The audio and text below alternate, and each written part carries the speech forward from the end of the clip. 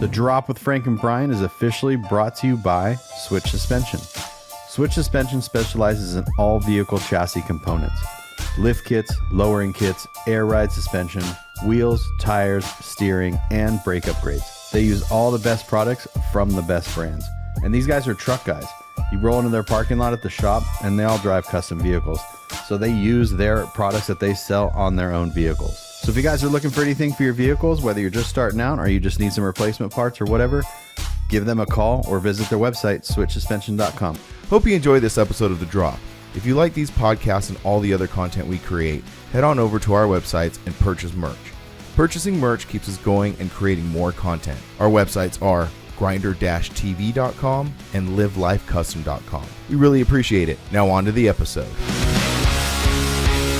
Facing the other way, and You don't put your screen facing in. Oh, I don't know why.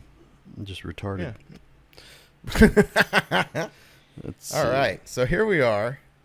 It's been a week, actually. It's actually since this episode, since the recording is 2 weeks later. Maybe I have a Tacoma. Yeah, we don't know. We don't know. Maybe I could very well in 2 weeks. I'm actually driving back right now from when this episode airs. I'll be driving, getting home or driving home. No. Yeah. No, you're leaving. Oh yeah. Wait. Oh yeah. You're leaving next week. Yes. The show's next weekend. Oh, that's right. Okay. Yeah. So this episode will be the 14th. So I'll be driving home. So that the show I went to, the Southeastern Truck Nationals, is the 11th and 12th, and I'm going to leave right afterwards. I'm just going to pack up and start driving home, and it's just outside of Nashville.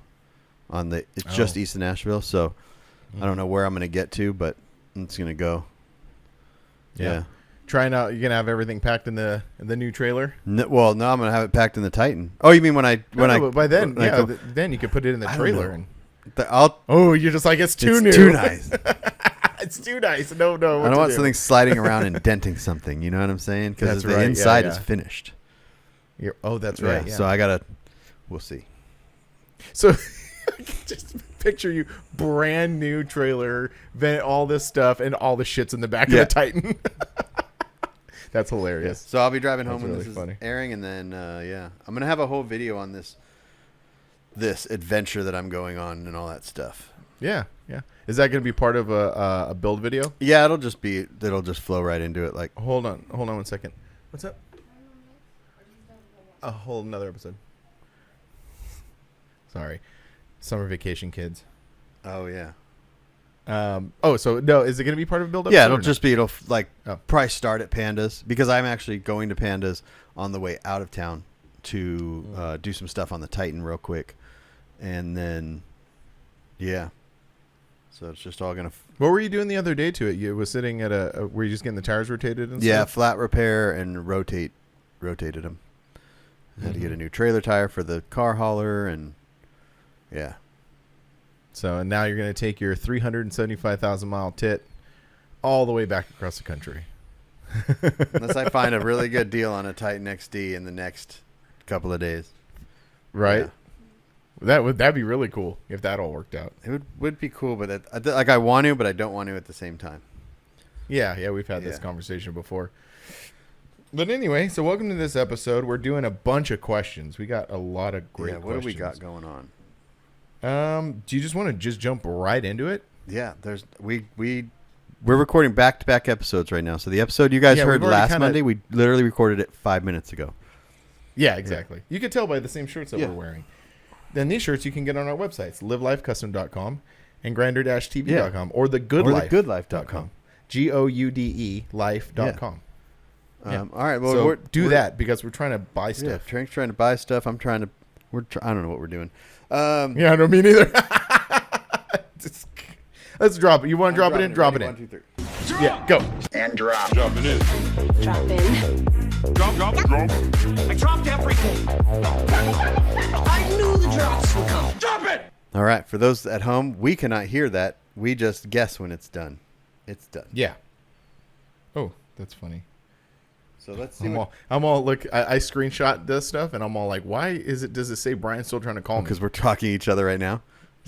Yeah. No. Because I screenshot. Oh, when I was calling you. Yeah. When you're calling.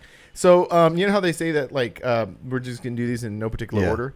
We're doing these in an exact particular order. I'm just starting at the top and working my way down because we got quite a few. Because those were answers to an actual post you put. I have some screen caps of like messages we got with questions too. Okay, yeah, we'll do those after we get through these. A couple weeks ago I put a thing out there asking for questions, and it basically said questions about your truck builds, about my Tacoma search, about shows, whatever, and we got a ton of them. Right into it, starting with Built by Budski. He says, favorite non-U.S. automotive YouTube channel. I don't have one.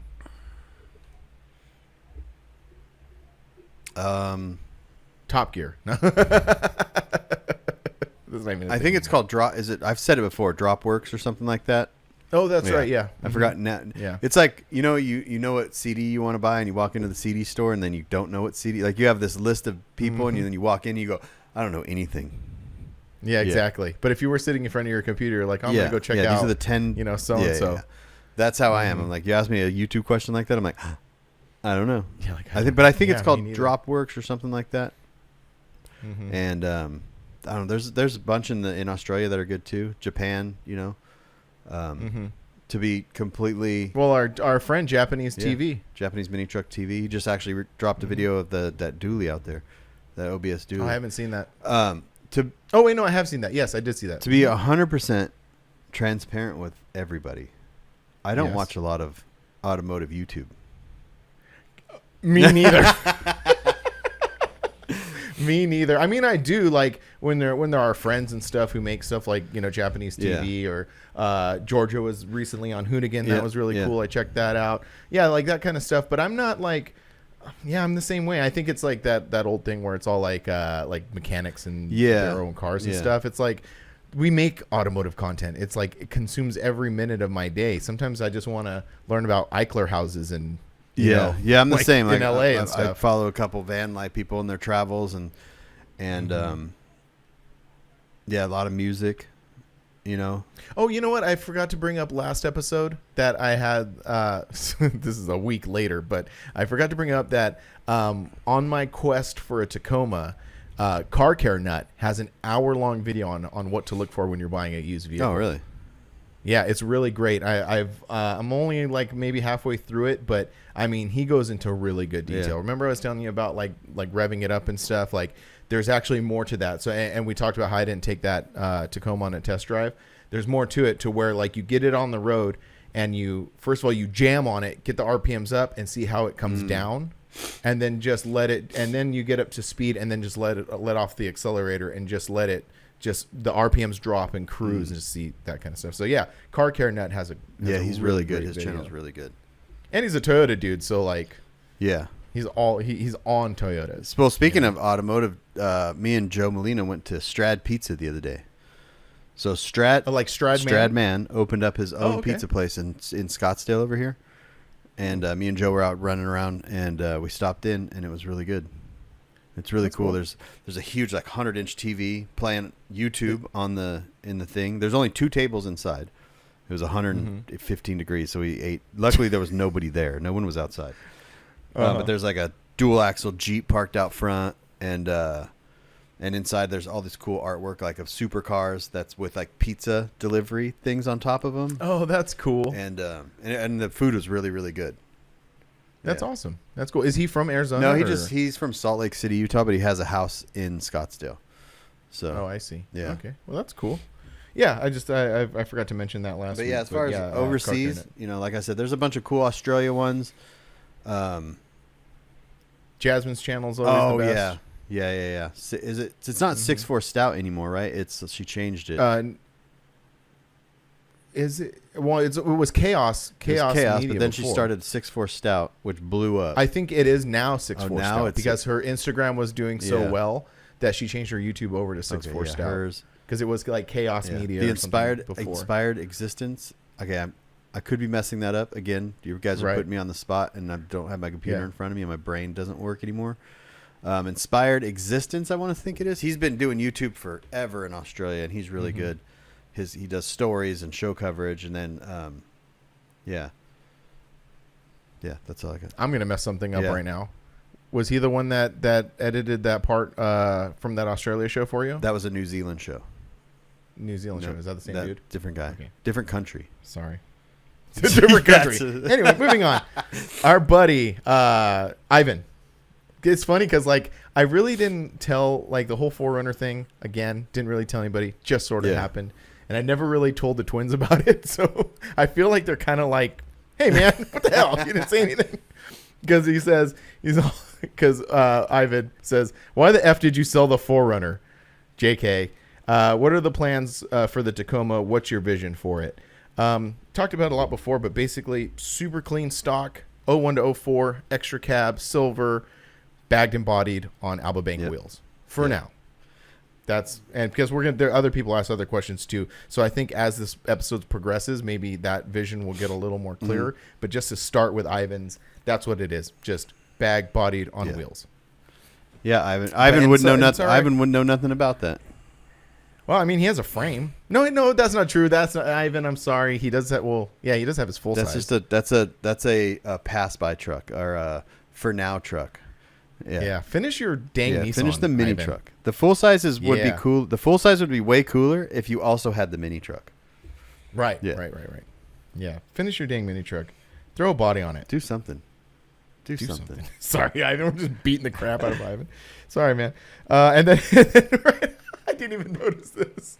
Right after that, George says, so the twins are two guys in our club that are twins, Ivan and Georgie. Yeah. And right after that, Georgie asks, is Frank going to take the Tacoma to Danger Zone? If it's done, if I have it, we'll see. I don't know. The second Frank gets this Tacoma back, running, driving, all that stuff, it's going to go wherever. It'll be just there. I'm going to make a concerted. Is that the right word? I'm going to make an effort at that. Like I'm not going to say, because I did that with the Forerunner. I said I'm going to drive this thing everywhere, and then eventually I didn't.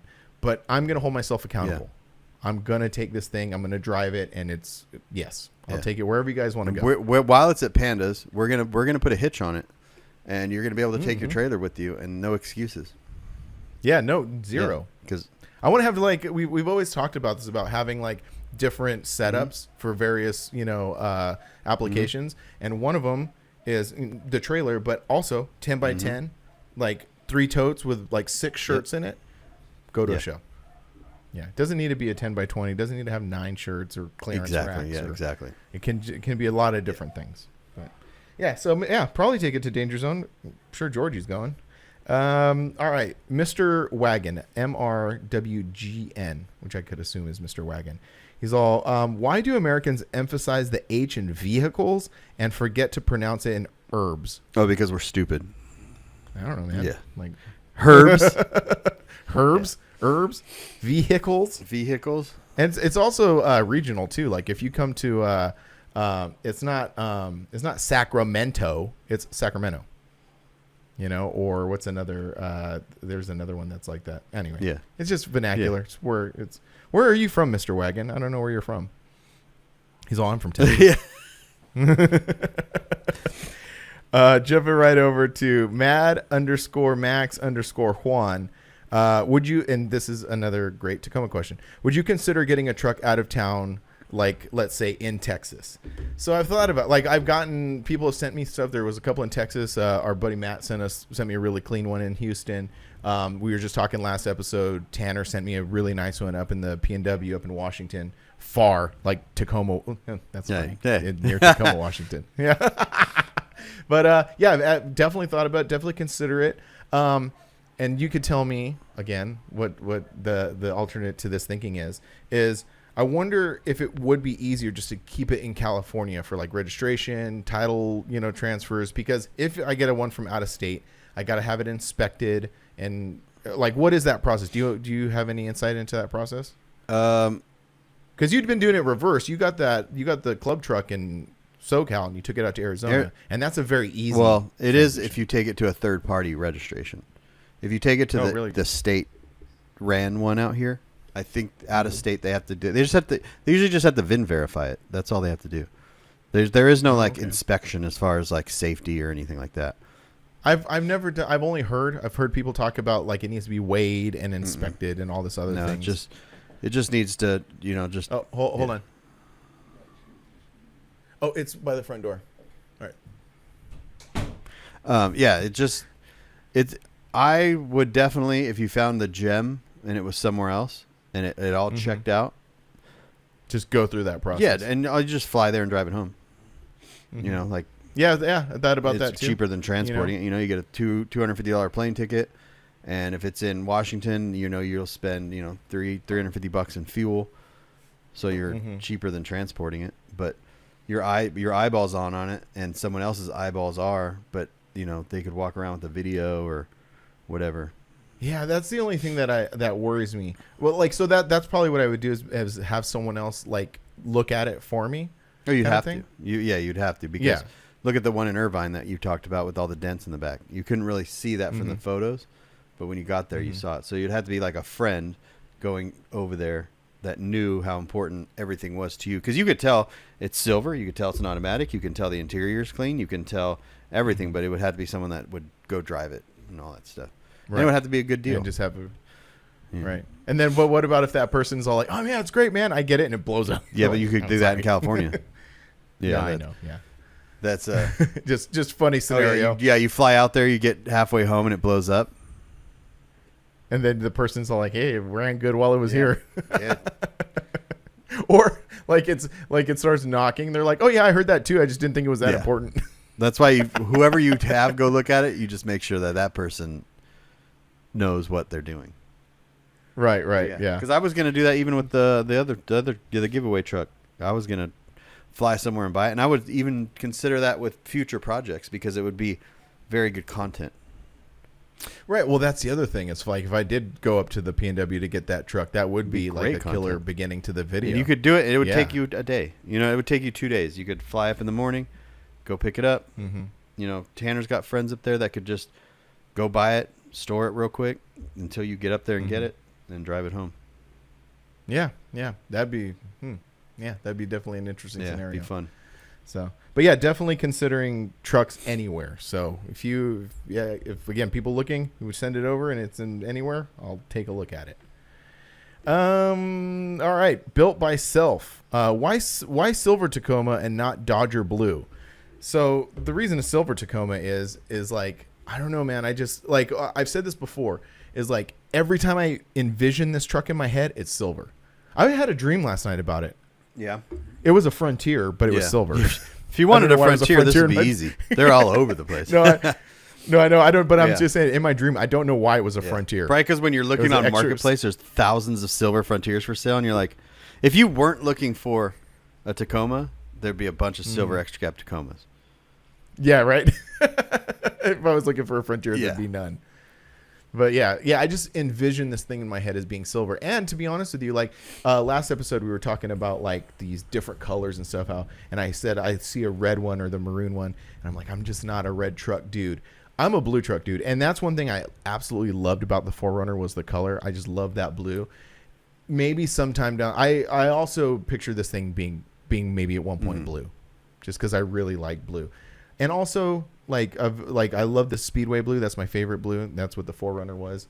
Body Drop Clothing had that extra cab for a while that was like that kind of like a muted blue, like a baby blue. That was really cool. I like that color too, but I'm really just kind of stuck on that Speedway blue.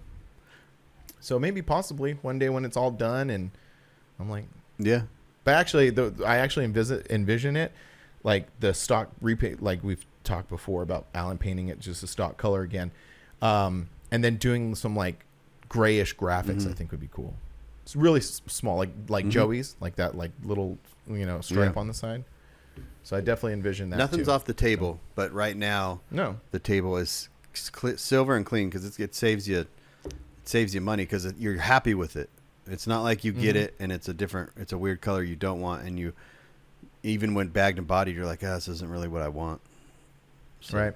And especially like even starting off with the color I want, because when Alan does repaint it, like, again, I don't want to discount what Alan doesn't say. It's easy because I hate saying that, like, oh, it'll be easier. But I guess in some capacity, like just painting it the same color, like you don't got to worry about jam it and like doing this big color change, because the 4Runner had a complete color change. And Alan took all the windows out of it. He took the whole thing apart. Like when the 4Runner, if you ever looked at anything, there's no of the old color anywhere. So yeah, so definitely, I guess it would be easier.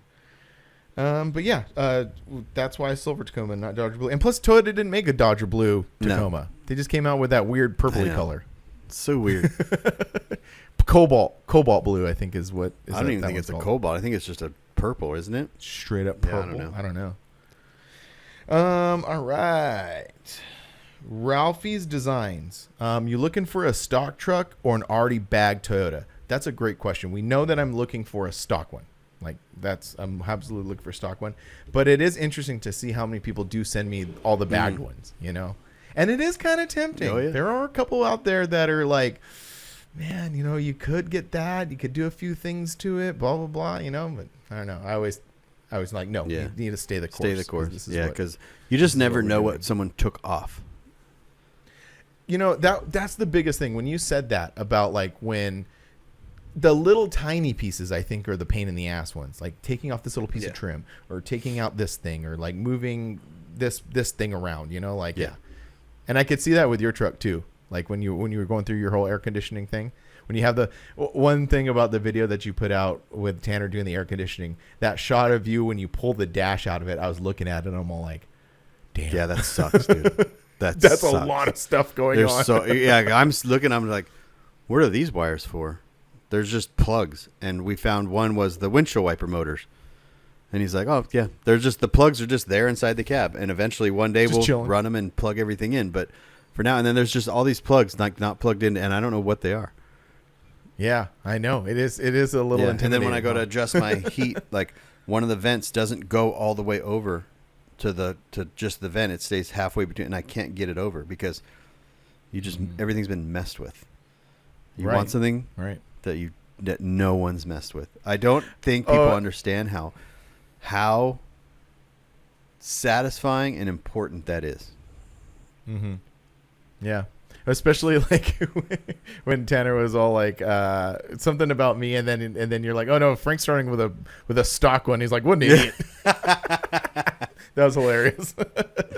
But yeah, I mean, it's going to be like, and it's going to be kind of interesting because like, I mean, look, you're going to be as part of this build as I am, you know? So it's going to be interesting to start with a completely stock, perfect truck opposed to the journey that you just went through. Yeah. Well, seeing Eric's is I'm just like, man, this is so cool.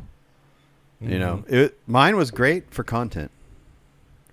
For financial, it was not great. Right. It was, but at least it'll give not everybody, but a lot of people who like consume our content, it'll give them like a very good contrast. There's two good things out of it that I've heard from people is, you know, like Chris Rhodes, you know, me and him talk quite a bit because his truck was in just like mine. Similar way. Yeah, so like it gives people like, oh, you can do it.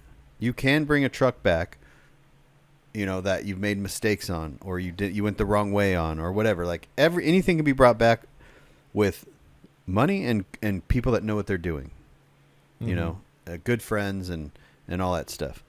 And then, but then also, if you're in the market for something, don't think that buying the already bagged thing is the good decision to make. Right. Uh-huh. What's going on? Oh, I was Trevor messaged me real quick. Well, I'll pick it up. So what? Like, yeah. It will definitely make people think twice about like seeing that truck on Marketplace. Yeah. Like it's bagged and bodied, and you know maybe it'll give a lot of people some insight into like, yeah, we can do this. It's possible, 100%. But this is the journey involved in doing. Yeah, exactly. So you know, so think about it.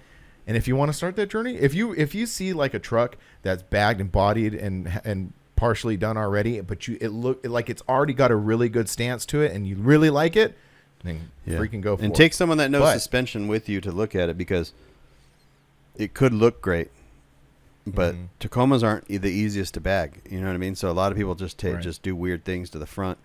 And again, sometimes, you know, the airbags themselves, they're not expensive. The compressors in the grand scheme of things, not expensive. So if you're buying something that's hacked up, you know, you have to redo it, you're paying the same amount as you would taking a stock truck to bagged versus bagged to bagged. And a lot of times, that's what I'm saying. So there has to be something really specific about that truck you really like in order to go down that road. Yep. Like maybe like a really well-known truck, or like you saw that truck when you were a kid and now you have the opportunity to own it. You know, that or you got it for super cheap. That's the other part of it too. Super cheap because for free. Yeah. Yeah. But yeah, so that's what was the question? Looking for a stock truck. Yeah, that's why I'm looking for a stock truck, because, you know, I saw you going down your journey that you went down. Like I said, it's very, very tempting to pick something up already bagged, but I want to go through that because I went through that with the 4Runner. Started off with a stock truck and went through the whole build process. But now I know so much, and I've said this in the video that I uploaded a while ago about me selling the 4Runner. I am a different person than I was when I built that truck. Like completely, I'm in a completely different, you know, place. So, and I'm excited to use everything that I've learned over these past, you know, 12-ish years and apply it to this. But look at the great investment you made in the 4Runner by doing it the way you did it, because you bought a virtually stock. It already had the chassis swapped, but swapped. Everything worked. So when you went to sell it, you were confident in telling this dude, it's a good, like, hey, this is how much I want for it, and this is everything works. Right. You know, if I was going to sell my Tacoma to someone, I'd be like, I don't even know, man. I don't know, dude. That's funny, dude. You know, but well, does this work? I don't know. Go watch the videos. Probably wouldn't want to buy this thing. That's very funny, actually. So like I think it's going to be one of those things that, like, I think you just have that thing. That's just. I'm not going to have a. You're reason. never going to. You're never going to recoup anything you have in that thing. No. You know, maybe never. Yeah. And I got good deals on everything. And then I was like, man, like I had been holding on favors for a long time, you know what I mean, for myself. And I pulled them on this truck, and I'm just like looking at my Excel spreadsheet on what I spent on everything. And I'm just like, this is expensive. Maybe one day, whenever all the dust is settled later on, you'll be like, let me tell you the real thing, what went down with this thing. That'd be interesting. You know, yeah. But anyway, so our buddy No Simpin, the guy with the chop Tacoma. Yep. He says, maybe you've already talked about this, but how did you become president of Forbidden Fantasy? So I got in Forbidden Fantasy 95, end of 95, and then in, I want to say end of 97, just the guy it went through a few people. So it was Todd Ramberg, was the president founder of Forbidden Fantasy when I got in, and then Michael Quigley, who's in No Regrets. He was a president. He was the president of Forbidden. Oh, really? Yep. Oh, interesting. He was the vice president of Forbidden he's the reason I got in Forbidden Fantasy. Because I saw his truck at this pizza spot where all the members worked and stuff, and he rocked in his Toyota with a shell, had a big Toyota symbol behind the Forbidden Fantasy, and I was like, that's the sickest, so sick. So like, that's tight. Yeah. So and then there was oh man, now I can't remember his name, Jason something. He was the president, and it just kind of like Quigley was starting a family. He was doing these things. He just didn't have the time to put into it, and so I just kind of was like, yeah, I'll do it. And what was the year that you became president? The end of 97, beginning of 98. Oh, okay. Oh, right when the first Forbidden show was 98.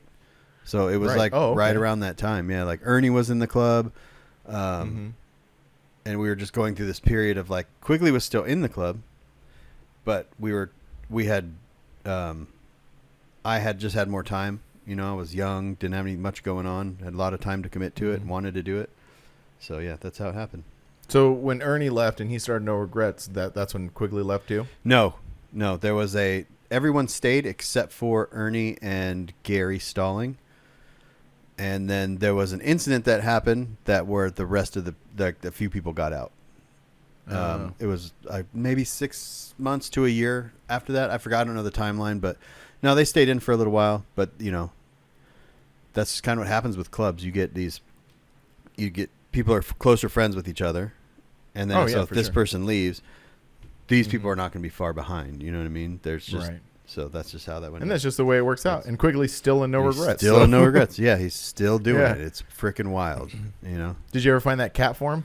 No, it didn't. That didn't have a cap. That wheel didn't have a cap. Oh, it was missing a cap completely. Yeah. Oh, okay. I didn't just keep one cap. No, that didn't. You're like, I'm like, this is what you get for getting out of Forbidden. Right? 25 years ago. Okay, so jumping over to our there's a few people who asked a bunch of questions, and we'll go through all of them because that's what we're doing right now. But Ben, our buddy Ben Turpin, he's got a few. I thought this was an interesting question. He says, "Can we get a mystery drop, custom life, good life T-shirt monthly subscription?" And I was like thinking about that. Like, I don't even have enough thing. Like, I don't think I could support people buying a subscription. Anyone here, you're the one that could do it. I do realize that now that I said that out loud. You have that logo on your hat? That could be a T-shirt. It was a T-shirt. Well, it could still be one. You know what I mean? Like, out of anyone here, you're the one that can do this. I realize that now. You could just put... Maybe what I'm trying to say is maybe I don't have, like, the stamina to do that. You don't... Okay. You want to know what what could create the stamina? Money? Yeah, income to put towards your mini truck that you're about to spend money on. That's true. True. You could do this where you're like, hey, and even if only 20 people signed up for it, dude, months fly by. So you could literally just put the Vice logo, and it could be the same T-shirt 3 months from now, but a different color T-shirt. You don't have to come up with this artwork to do. What would that look like? What would the monthly subscription be? I don't know. What would that cost? I don't know. We would have to sit down and figure out like the nuts and bolts of it. I would love to do something along the lines of not a subscription, but a surprise shirt. So, my shirts are like, $28 to $30, free shipping on the website. And then same, but they would go like for say the shirts were $28 or the 50 something. Say it's $60 for 2 T-shirts. The one you're getting, but the second one is a surprise shirt that you've never seen. It's not on the website. It's not anything. You just get this surprise T-shirt, and it would something along those lines. Like once I get the Good logo all situated, it could just be that logo. It could just be a big G. It could be whatever, but it would be just a surprise shirt, and that shirt would not be for sale, and it would change every 3 months or whatever. Oh, that's a cool idea. Hold on, let me take a note of that. You're like, wait, delete. Yeah, I keep thinking about it, but it's just again, it's not that you're in the best position to do it, but you just have to get it off the ground to do it. I think that would be the thing. Is just kind of like maybe doing a couple trial things and see where it goes, and then get into like a rhythm of doing it. Because I think you get in this mindset where you're like, hey, I'm gonna get this artwork. I'm gonna print these shirts. I'm gonna do a pre-sale, and then I'm gonna take these shirts to a show and sell them.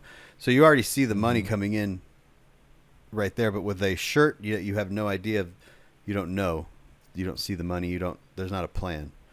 So really cool idea. That's something to send us more good ideas, Ben. Like, oh, he's got a couple. Yeah, he's like, you guys should make more videos. Lazy. Yeah, I know. He's just out there just doing it at like all the time, uploading stuff, being cool, and we're just sitting here, lames, being lames, just lame. Yeah, being lames. So the next question he's got, which is also another great question, why aren't we seeing right-hand drive mini trucks being imported like the JDM tuner scene? It's a good question. I don't know. I've not seen too many like imported right-hand drive trucks. Because we already have the trucks here. But we already have like Civics here, and there's like tons of right-hand drive. Yeah, but I think that's more of like a. Like, I think the JDM, the Japanese domestic market thing is stronger with the imports versus the trucks. Because people get mini trucks because they're just mini trucks.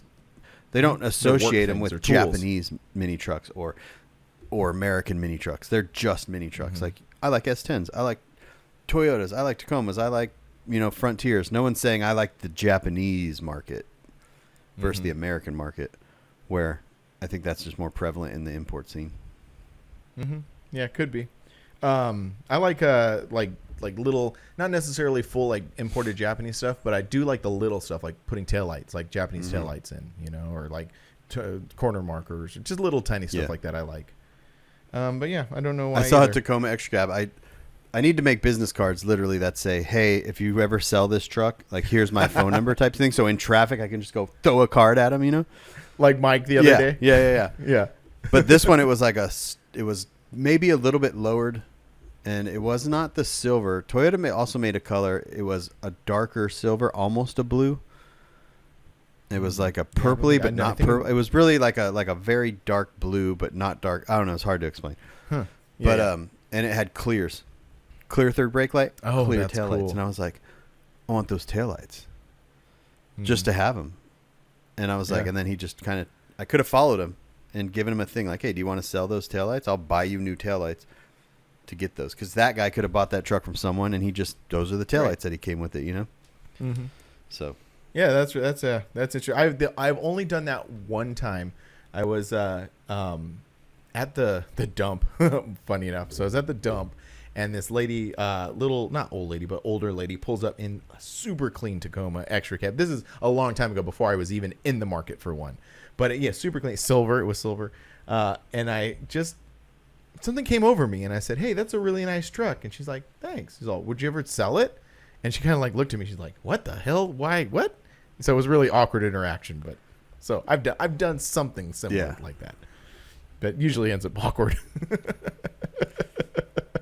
She's like, "Leave me alone, dude. What do you want? I'm just trying to dump my shit." Like, you can't afford it, buddy. This also it's $6,000. You're like, or she knows exactly what it is. She's like, "Yeah, 13.5." yeah. I had a guy that I used to work for. He was a mini trucker, and we both worked at Linex, and he had a really nice show cover truck, and then he also had a like 15,000 mile 89 to 95 stock. Oh, wow. And his wife sold it while he was gone. I forgot the thing, but he was like, yeah, she sold it for like super cheap. It was a brand new, $2,500, basically brand new Toyota pickup truck. Yeah. Wow. So Crazy. you never know. That could have been her, and you could have got that thing for like $3,000. Right. Yeah, I know. You never know. She could be mad at her husband. That's why she's at the dump, because that fool wouldn't go. She's been telling him to go dump all his crap. And I sold the truck you bought brand new in 03. I took all this stuff to the dump, and the truck's gone. Aren't you proud of me for getting rid of everything? Your old truck. This is also a great question for Ben. If your mini truck career ended right now, what would you do? Now, it's kind of funny because we both have businesses out. Like, yes, we do what we do, but we also have businesses that don't have to be mini truck or truck related. Yeah. Like, you do photos and video, and I make T-shirts. But I kind of like thought about it one step further than that, because if I didn't do mini truck stuff, I would just make T-shirts I just have a regular. You would you would pivot to like promoting that business and probably invest in it and get, because you would do it every single day. Yeah. Mm-hmm. But beyond that, if I didn't do screen printing, I probably would just be building houses. Like, that's sort of like my base trade is like construction and building houses. Yeah. I'm actually a licensed contractor. I just never use it because that stuff, it's boring to me. Like, yeah, I could build houses. I could reactivate my license and start building houses and doing all this stuff, but I don't like it. It's just not designing fun. Houses is fun. But I'm not an architect. Yeah, but I'm only proficient at actually building them. But yeah, I guess, designing houses would be a lot of fun. There's a designer here in the desert. Like I mentioned earlier in the episode about like when the person was asking about YouTube videos, and I like watch all these videos on these thing called Eichler houses, and they're just like post mid-century modern houses that are built all over Los Angeles and like the suburbs and stuff. And so it's funny because even though I am a contractor and I could build something, there's a guy up here. His name's Donnie Donovan, and he has like this guy has like a long history of doing stuff up here. He has like a skateboard shop. He has like a race team. He does all this stuff, but he actually builds houses too. And his designs are very specific. Like if you saw one of his houses, you'd be like, oh yeah, that's a Donnie Donovan house. So like I would want him to design a house for me. You know? Yeah. Jeremy, Trey 5, that's what he went to school for. He went to college for that stuff. So sometimes we'll be at the shop and he does that on the side. You know, he designs houses, and it's really cool to see that, because you can put, like, he designed his own house and he's designing his new house. So you can put your wherever, you can put your closet, you can do anything you want. You know, you're not confined to like what I did. You know what I mean? Like just pick out. Yeah, picking out. You know, where wall outlets go or whatever. You know what I mean? Like you could do these things, and I think that would be a fun, fulfilling job. You want to know what I would do? Yeah, I'm curious. If you didn't, well, if you obviously weren't doing truck stuff and not doing photography, I would help people buy cars and not get ripped off. Because that's in your wheelhouse, man. Because I cannot stand the stuff that the dealerships and finance offices try to pull over on people and just rip them. You know. Have you seen those guys on TikTok that go on live like Tommy? Buy cars for people? Yeah. Tommy's a good one. You know, there's this guy on TikTok and he's on Instagram and YouTube, and you pay him $1,000 and that dude will get you anywhere from $2,000 to $5,000 to $10,000 off of your purchase of a vehicle. And he does it. He does lives, and he kind of shows you like the things you need and like the things you do not need in the finance office. Like, don't get this, don't get that. You know, like on my Maverick, for example, the extended warranty, which they always try to sell you because they make a bunch of money on it. So I did not get the extended warranty. What I did was, before the 36,000 miles, 3 year, the bumper to bumper was up, you can buy an extended warranty from Ford, the same warranty that they would sell you in the finance office. I paid $1,200 for it for a 5 year, 100,000. Where in the finance office, they're going to try to sell it to you for anywhere from $3,000 to $5,000. And put interest. Yeah, because it's in they roll it into your loan. So if you're going to buy a car and you're in the finance office, like look up this guy Tommy on Instagram and stuff, and just I've seen his lives, and I've seen a couple of. What I like about his is when he approaches, like when he calls up dealerships, like basically cold calls them, like he's never aggressive. No. You know what I mean? Like you know, and I think that's like when some people think about doing deals and dealing with the dealership, like you got to go in there and be like a hard ass or whatever. The guy never is like that. He knows the right things to say in order to get the things that he wants, which I think is really important. You know? And he's really informative on the market. Like he just had some Toyota stuff about the Toyota market right now, because in California there's certain cars that are more in demand. You know what I mean? Like RAV4 hybrids are in demand here, but he'll get them for you in another part of the country when they're not so high, and then have them shipped to where you're at, and you're still saving a bunch of money. But yeah, I think that's what I would do. I've been ripped off. I've seen people crying at the dealership. I saw a lady that she was just in tears because, you know, these people just don't care about you. Because they're the opposite. They're the aggressive ones. Yeah. And they will start to tell you a story about gap insurance, for example, about how their daughter. It's always the daughter. It's always the daughter they bought a car for the daughter, didn't get the gap insurance. The daughter had an accident, and then they had to pay out of pocket. And you're just like, oh yeah, that's such a good idea. And it's like, there's a reason to get gap and a reason not to get gap, and usually the reason not to get gap outweighs the reason to get it. But people just don't understand it because they're not. You know, people don't buy cars all the time. You know, so it's not. It's people either rarely do it because they buy used cars, or when they do it, they only do it every few years. So yeah, it's kind of like a jarring experience for someone who's not well versed in it. You know, overwhelming too. Local politics, I would probably get into. Like local politics. Oh, local. Oh, you get into local politics. Oh yeah. I've always wanted to be the mayor of my town. Which I've said that too. Like I would love to be like either the mayor of my town or run for Congress at some point. Yeah, me too. I think that'd be cool. It would be really fun. Yeah. Thanks, Ben. Jumping over Ben now to 5150 Bentley. So if you guys weren't, that's funny. Never mind. It's the same question. 5150 Bentley asks, if you guys weren't in the line of work you are and now, what would you be doing? Same thing. Hopefully we answered that for you. NR_bear_AZ. What's the perfect Tacoma? I was saying it before, but I'll be very, very specific right here. 01 to 04, extra cab, silver, bucket seats and a console, lowish mileage. Sub 250, I think. So you mean like the perfect Tacoma? Perfect. That's the perfect Tacoma that you're trying to buy, but you mean just an 01 to 04 silver Tacoma bagged and body dropped is a perfect Tacoma for you. Yeah. I see. Oh yeah. Yeah. Mm-hmm. Yeah. That would be the perfect. And Tacoma mine for me. is mine. Yeah. I'm a standard cab guy. I love extra cabs. Don't get me wrong. And I will own an extra cab at some point in my, in this process, you know, cause I love extra cabs. I also think, Yeah, Tacomas are weird because some Tacomas have very ugly front ends. And yes, and that's why I'm very specific to the 01 to 04. 04s are the best factory, like what came on a factory Tacoma to me. You know, you can play around with a 98 or 97 or even the 95 and a halves because they have the small headlights, which are rare, and they those look cool too. But I was gonna say those are my least favorite. Yeah, see, those are the 98s are my least favorite because they have the big headlights with the big bumper. That's my second favorite is 0104 and then 98 with the big headlights. No, but with the big lip bumper.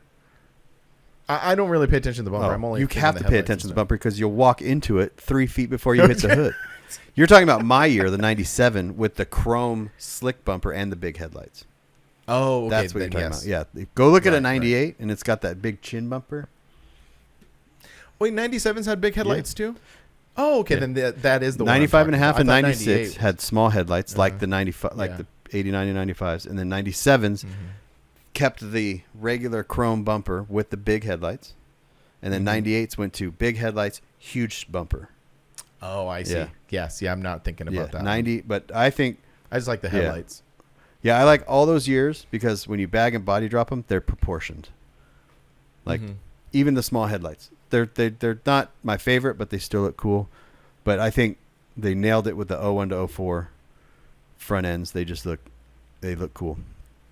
Yeah. Those are my favorites because my favorite part of it is the big grill, but then also the shape of the hood, how it's got the bump that comes down. Because Tacomas are so swoopy and like they have so many lines, and to me, and this is just my own personal opinion, but like a 95 to 96, the hood just falls off. Like it's just kind of like you have all these slick lines and then the hood just disappears. Where the 01 to 04 has more dimension to it, basically. That's why I like it. But yeah, perfect Tacoma. Perfect. When it's not all done, but when it gets to a point, it will be, everything that I mentioned, bagged, bodied on banks. Because I'm just stuck on those wheels. All right. K5_Blazin77. What's your guys' favorite trailer companies to haul your show trucks when you're about to trailer? You're on your way back from that journey. Yeah, like he's asking, do we have any specific companies that we? I don't know. I don't think necessarily companies, but I just think that we have very specific. Like you've been on this trailer journey, this enclosed trailer journey. But he's talking about like a hauling company, like a person that hauls your trailers for you, like a transporter. No, I think he's talking about like a big Tex. Like read the question. Like again. a big. Okay, what's your guys' favorite trailer companies to haul your show trucks? Yeah, that could go either way. I'm reading it more like, do I have like I'm a big Tex guy. They're all the same. They're all the same. I think but what I was saying is like when you start getting into specific things you like when you were building the vendor trailer or the so you got there was these like boxes you were checking on. So it's like anything else. They're going to advertise one trailer for this price, but that trailer is not going to have the heavy duty axles.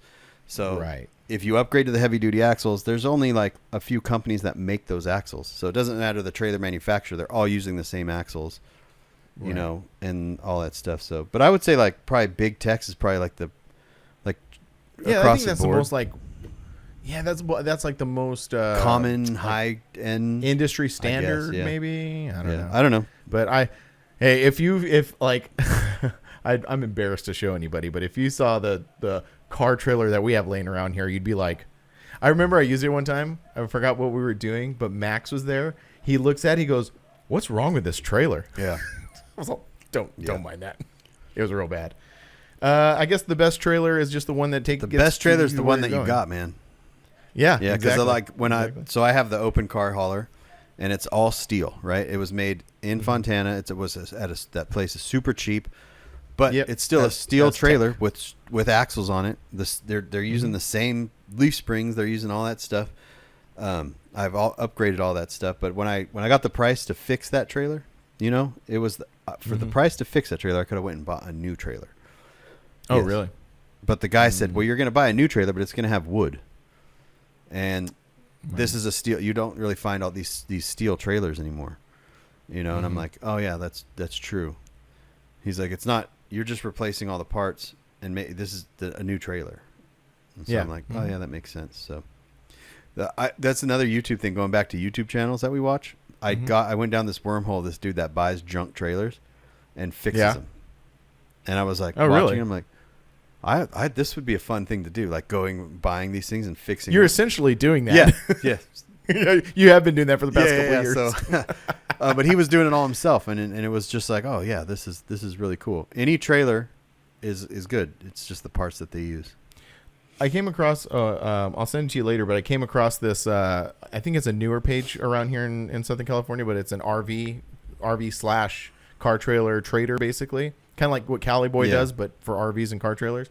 And they got all sorts of interesting stuff on there, like $200,000 diesel pusher motorhomes, double stack, like the PMF guys just made double stack, like crazy trailers. So it's if anything, like, you're not going to buy anything. It's just interesting, all the different applications of trailers that are out there. You got to be careful because, like, on the open car trailer, it's got 3,500 pound axles, right? So it's 7,000 pounds is what it's rated. The trailer weighs about 2,000 pounds, let's say. So you're only supposed to put 5,000 pounds on it. And then you got to see what tires they put on. They're going to put the cheapest tires on when you buy these things. Yep. And then, like on the enclosed trailers, even the big ones, 8.5 feet wide by 24 foot, dual axles, they come standard with 3,500 pound axles. So you're at a 4,000 pound trailer. You can only load 3,000 pounds in it. You're already eating up a lot of weight. So you've got to upgrade to the 5,200 pound axles, and then you could upgrade even more. But like what you're going to haul, like I remember when I redid this one, the guy was like, I was like, yeah, I'm going to go pick up my buddy's Tahoe in Bakersfield. It was when I was picking up Joe Molina's Tahoe. And he goes, you want to put the heavier duty leaf springs on this just to have them? And I was like, yeah. But now that resulted in when the trailer's empty, it just bounces. So it's destroying everything. Like it's the cheap fenders that they put on. It's breaking all the welds. So now we're going to redo the fenders. But like, yeah, there's so many. Funny. By the time you're done, you're going to have like this super heavy duty trailer. Yeah. With 5 lug wheels. Funny. So it's like, there's just many things to consider when buying it, like. Yeah. On that point specifically, like on this thing that I'm telling you about, I came across this super nice, like all aluminum trailer, like all this stuff. But then I started reading the descriptions this is how much it weighs, blah, blah, blah, blah. You can only put 2,900 pounds on top of this thing. That's barely a mini truck. When I was looking at the little enclosed that I have, I wanted it to be the lightest weight possible because the Maverick can only haul 2,000 pounds. So if I get this little trailer, I need it to weigh the least amount so I can put the most amount in it. And I was looking at aluminum trailers, but then I was like, the aluminum trailer weighs the exact same as the steel trailer because the steel trailer can just use a thin steel frame and put wood in between it, thin pieces of wood, where the aluminum trailer, it has to all be aluminum. So it's lighter steel, lighter metal, but for an enclosed, they can't utilize the wood part of it to lighten it up. So it's all fascinating. The whole world is fascinating. Moving right along, we got our homie Dean, DJ Thurman _FF_. This is a great question. Is Frank going to body drop the new truck or only lay frame? It will be body dropped. I am not living in this world anymore. This podcast would end. We would have to go to shows separately. Yeah. I'm not living in a world anymore where I don't have a body drop truck. The 4Runner was different because it just lays so low already. But when you look at the Tacoma and then you look at it has to be body dropped. There's no way I can't have a non-body drop Tacoma. So Dean, I will be as cool as you with all your body drop trucks. We got still a bunch more, man. This is a long episode. Going. We got Moonlight. That's Bobby. Oh, okay. All right. Then you already know who that is. Do you still drink Hurricane? This is for you. Do you still drink Hurricane malt liquor? Hurricane 40s in May as a tribute to the Greenville road trip. I never drank Hurricane malt liquors. That was all the guys. That was Black Dave. That was Ernie. That was those guys. No, I never did that. I was a hard liquor only. Yeah, not that stuff. There you go. Jumping right over. Bacon has asked a few questions, and we'll go through all of them. Who is your current dream guest? I don't know. Dream guest. Oh yeah, like someone like we've wanted like a guest, Travis Barker or something like that. Yeah. I don't know. Like I think that would maintain, like, that'd be really cool to sit down and talk with that dude. Yeah, there's a ton. There's one really good guest that I've been wanting to get on for a long time, and it just hasn't worked out. And he's going to be a fun one. So you'll just Brent. Yeah, I was going to keep it a surprise, but yes, Brett. Oh, sorry. Yeah, I'm looking forward to that. I'm nervous about that one, but I'm looking forward to it. It's gonna be. I mean, I don't know how it's gonna go, but it's gonna that one is at the top tier of my thing. And the reason that we haven't done it yet is because it's gonna be a long one. It's gonna be almost like a. We can't just like go there in the morning and then do another guest. Like we have to give that. That's got to be a dedicated thing. Yeah, let it simmer. Yeah, because it could be an hour. You know, and we always joke that could be our first Patreon. Yeah. If you want to hear stories about little people and like wild things, anyway. Yeah. Well, one day we'll have Brett, and then that'll be awesome. Bacon also asks, if you had to choose between a Tacoma or a hard body, why would you pick an S10? Because Bacon has an S10. I respect the hell out of Bacon because he's really putting his all into that S10. I don't know. Maybe one. I don't know. Would you ever? So you are constantly building these trucks, and you've done a Nissan hardbody, Tacoma, $89.95. You're about to adventure into an OBS truck. Would you one day build an S10? 100%. Or yeah. I would definitely build an S10. I like all mini trucks. I think they're all cool. As long as the right deal came along, and it's a content. I'm not building these for me. I built the truck that I wanted. It's in the garage. I would be like, I'll bid an S10. Like, why not? It's cool. Yeah. No, for sure. I'm the complete opposite because you're like in a whole different thing. Yeah. Like, I'm building this for me forever. Well, not forever, but me for the long term. So it's just going to be the content I'm doing is like, hey, you could buy this truck. S10s, you got it. You know what I mean? They're cheap. So you can get them running, driving, and some of them they're cheap. You know what I mean? A lot of the times they're simple to work on. And here's an interesting question. So an S10 is obviously not worth as much as a Tacoma. So by the time you get to the end, is someone going to be willing to pay the price? Because it's the same amount of money to bag a Tacoma as an S10. Yeah, but you're saving $10,000 right off the bat. Right. So, but what I'm saying, you're saving $10,000 off the bat, but still you have to pay for what that work is worth.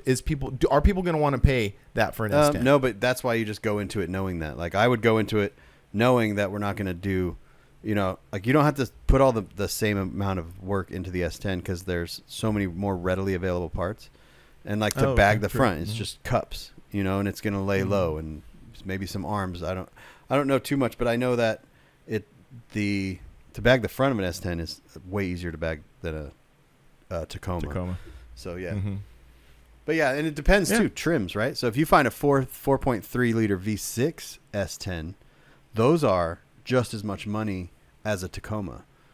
Yeah, oh, really? So you could just because the trims, because they're super nice and they're super rare. So you're in $8,000-$9,000 trying to find a really nice one of those.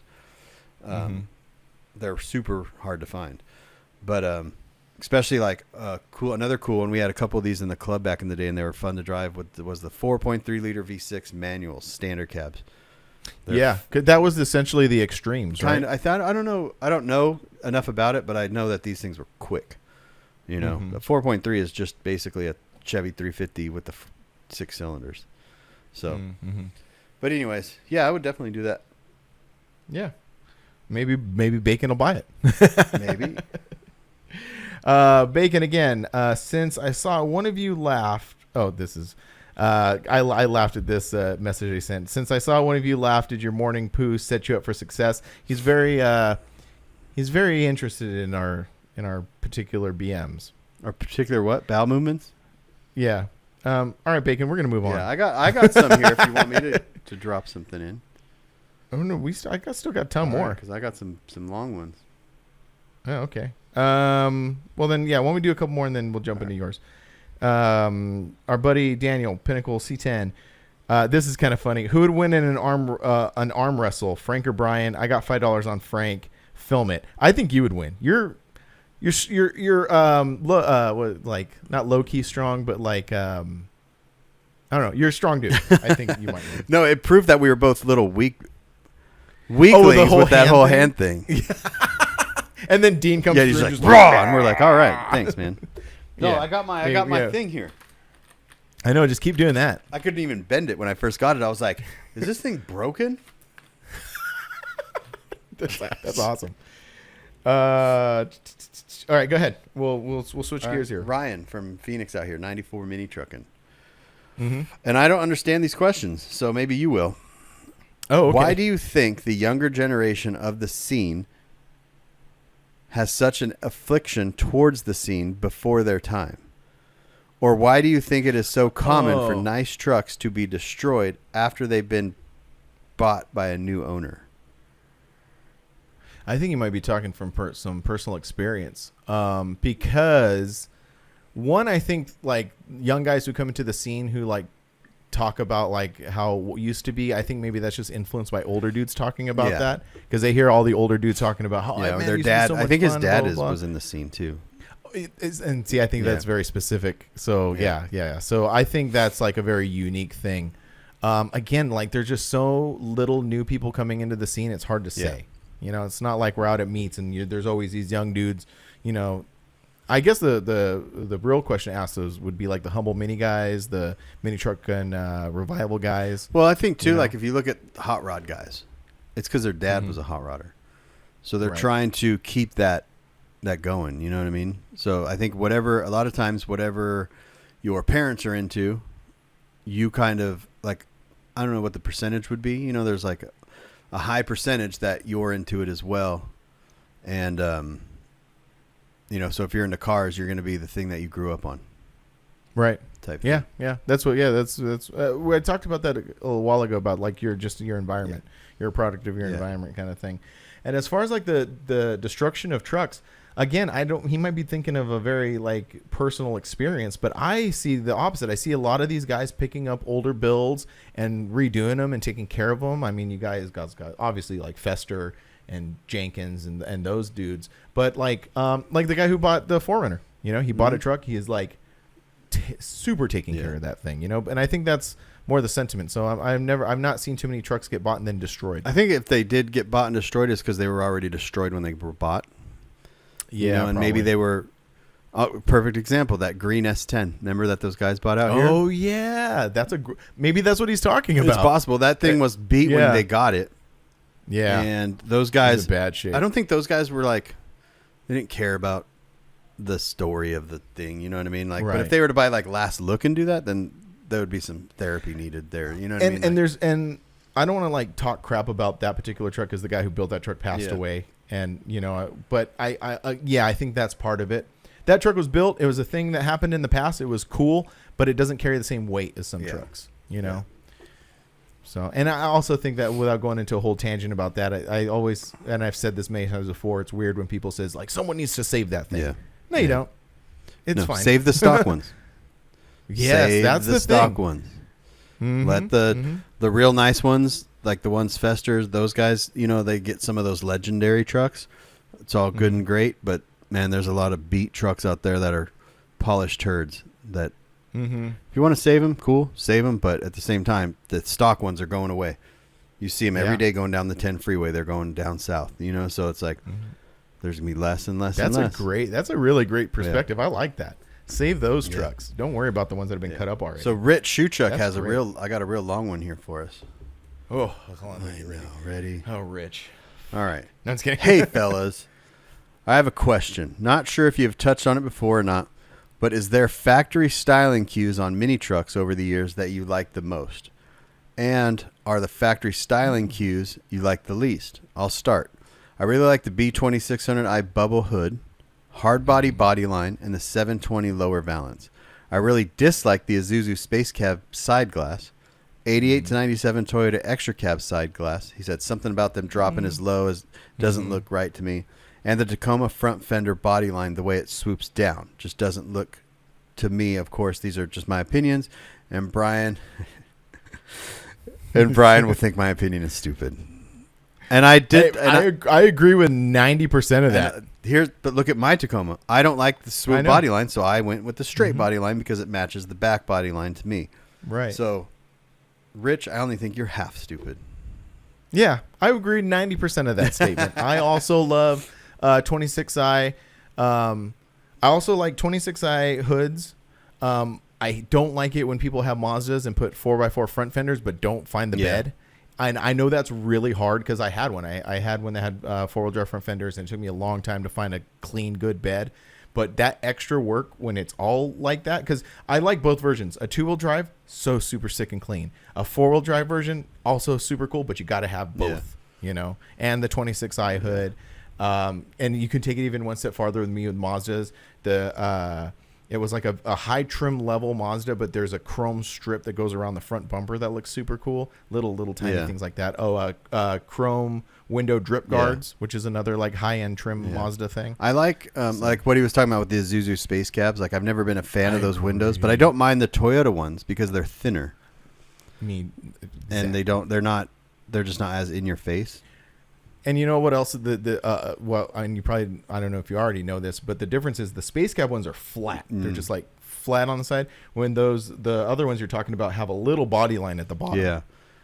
That give it kind of some depth to the window. I like older Toyota factory fender flares, and I like Nissan Frontier. There's a quad cab out there. I think it's in No Regrets now, but it's got the fender flares on it. The big. Didn't we just see that? Saw it. It was at Unfinished Business, but it's got the big like off-road ones, and I love those. My camera just died. I don't know. Hold on. So the battery died. I still got about 59 minutes of recording time. So. All right. You all ready to go? Ready to go. Back on. What was I saying? I was saying hard bodies.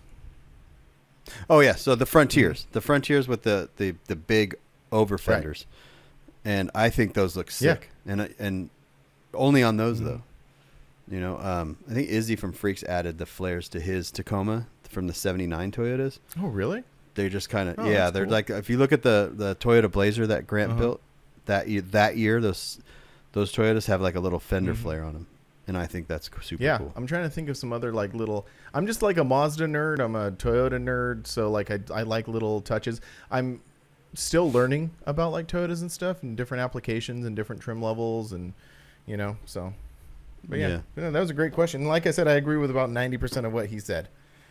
Yeah. Good job, Rich. And let's see, what else do I have?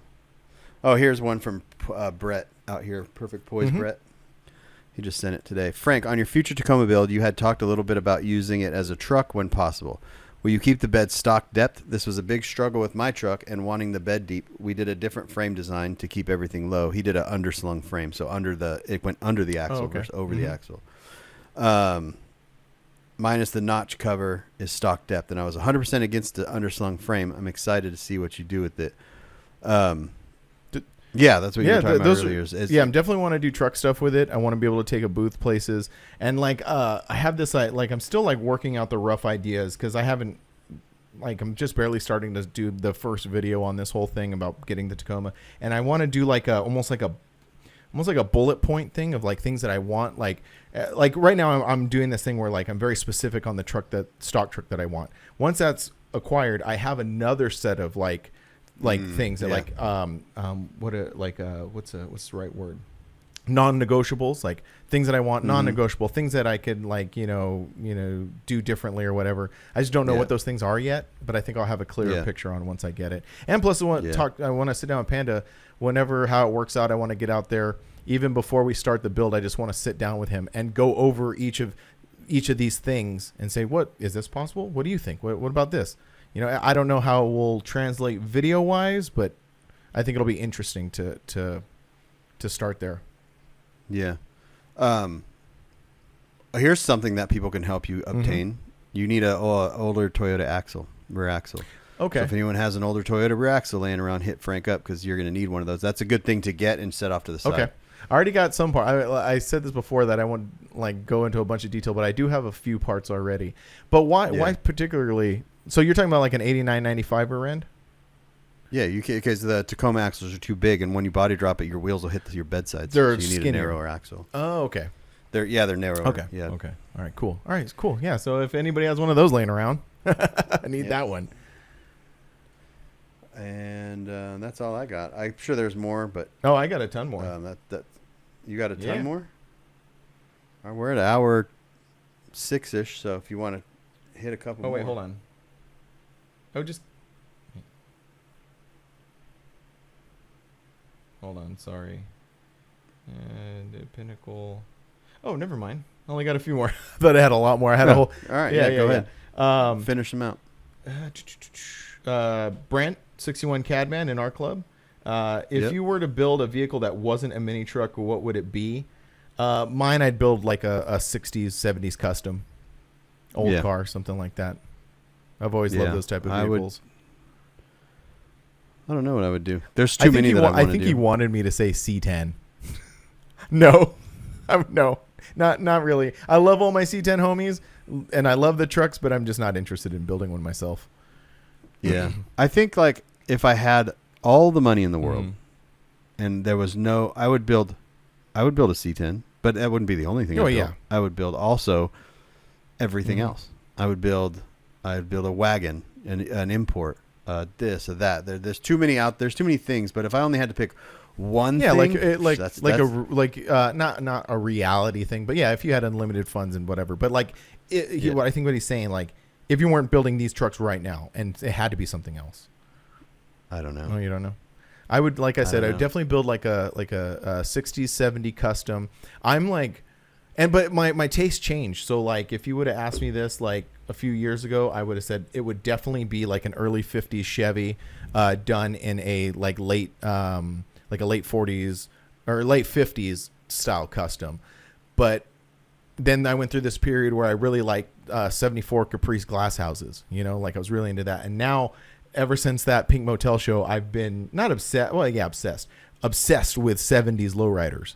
Like I've been like looking at all these pictures and like watching these videos and stuff. So it changes. So currently at this moment, it would be like a late 60s, early 70s style lowrider, and probably out of very similar to what Ernie built, is a 70s style 64 Impala. You know, something like that. Yeah.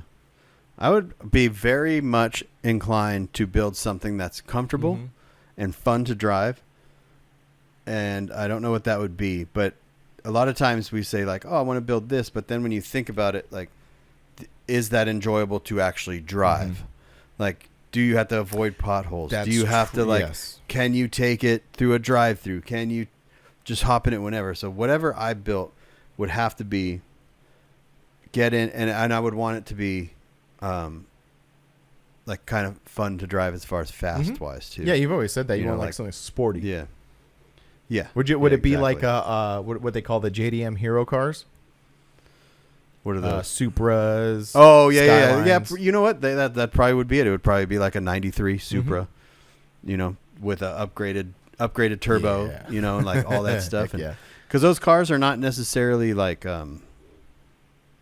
they're touring cars. Yeah, that's a good way to put them. They're not track cars. They're not whatever. They're touring drivers' cars. cars. So I could take it. They're drivers' cars. Yeah, a touring car, like a Porsche or something like that. 911, an E3 BMW. They consider that a driver's car. Yeah, but yeah, Supra has always had my heart. I love, you know Supras. What I mean, and that thing. So yeah, that's what I would do. There we go. Heck yeah. Yeah. Patrick Graven. He's a cool dude. He gave me that 3.0 V6 thing. I don't know. Do you remember that? So on the top of the motor of the 4Runner, I had this like V6 badge, and it was all janky. And he sent me a brand new one. It was really cool of him. Oh, cool. He says, after a show is done, how long before you begin planning the next year's show? So I think what he means is like after Forbidden Fantasy, how long before you're planning next year? Right now. It happens pretty quick. So pay attention to if you're trying to pay attention to information about the Forbidden Show, pay attention to the Instagram page. Everything gets announced on the Instagram page, and that's going to happen soon. So, yeah, but the way that the show is now, it just mirrors the year before. So there's really no planning, quote unquote planning. There's just little tweaks. But as far as date goes, you know, we don't announce the date right away because I want to look and see where Easter falls or things like that, and sometimes things just change, but yeah, we kind of know what we're doing year to year on that one. Yeah, cool. The next one is from Georgia, and kind of went over this before, but to hone it in a little bit better, what's something you'll settle for in a Tacoma and something that is no exceptions? And I was thinking about it, and like I've said, I'll keep saying it over 01 to 04 extra cab silver. The interior, I think, is where I might end up a little give and take. I really want the bucket seats and a console, but if everything else falls into perfect, I think I would to give on the interior and just do the 60-40. Yeah, because you can get that. That's later. What someone else said. Someone's like, you can just get that. Like you're not stuck with that forever, and it will bolt right in. So if I do find a different interior with those seats, it'll just bolt right in. So I think that's the give. The non-starts are definitely don't want a standard cab.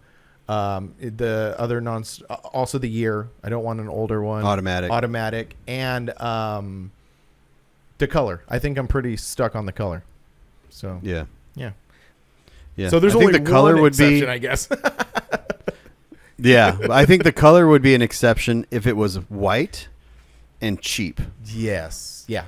Like if someone was like, "Here's everything you want, but it's white, but it's $5,000." Oh, yeah. Buy that thing. Yeah.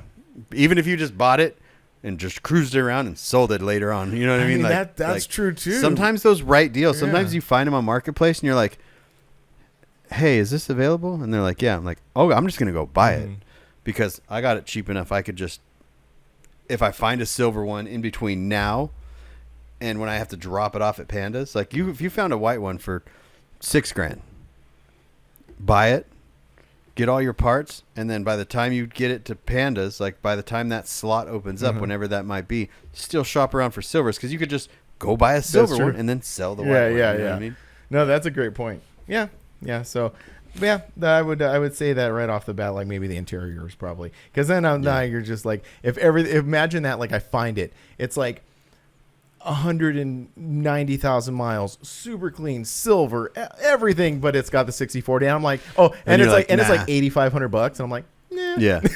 No, I really want that center console. Yeah. Great question. Thanks, Georgia. The last two, we'll wind it down. Our buddy Kenny from Nebraska, K. Faring. What is the perfect truck? Oh, never mind. It's the same thing Georgia asked.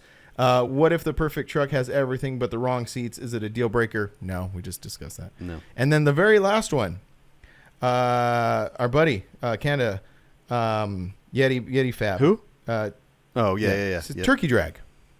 Yeah. Are you going? Turkey drag. Are you going? Yes. Okay. I'm not. We discussed this. You did not have any input in the discussion of turkey drag when we were talking about it in the group. So I was going to ask you outside of the group and see if you were wanting to go or not. Oh, I don't know, man. We'll see how it goes. Yeah. I guess if Devin's going. Yeah, I'm going. I think Lindsay's going. Surface Nick's going. Oh, that's right. Okay, never mind. I'm caught up now. I know. Remember that? I do. Yeah. And I'm still, I don't know. We'll see how it goes down. Yeah. But that's it. Thanks, Devin, for the question. Frank doesn't like to make money. I know. I hate money. I just like to spend it on Tacomas. Yeah. By that time, you might be going, oh, I need some extra money. I'm going to go for sure. Well, you know what? That scenario has happened before. So, yeah. I mean, we'll see. We'll see. There's a couple other things cooking too, like October-ish that we got to work out before that. So.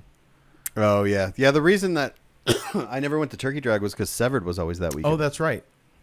There's no Severed. So between November with Day to Remember and Dino's, there's nothing until like February. Mm-hmm. So like I'm like, oh no, usually I fill that gap with Severed. It was just a little thing, but now I'm like, huh. And never been to Turkey Drag, and it's supposed to be a really big show, lots of cruising. So I'm like, yeah, might as well just do it. Well, cool. Right on. Anything else going on? There's all kinds of stuff going on. There is, but I think we've reached the end of this one. We've reached the end of this one. And so go buy stuff on our website, and that's it. Yeah, livelifecustom.com, grand-tv.com, or The Good Life, GOUDE life.com. I'm starting to get that going. You know, it's usually grinder-tv.com, livelifecustom.com. Good Life. The Good Life. So many lives. There's the custom life and the good life. I might have been saying it wrong. Is it thegoodlife.com? My bad. I was just saying goodlife.com. Yeah, thegoodlife.com. Yeah. All right. Later. All right.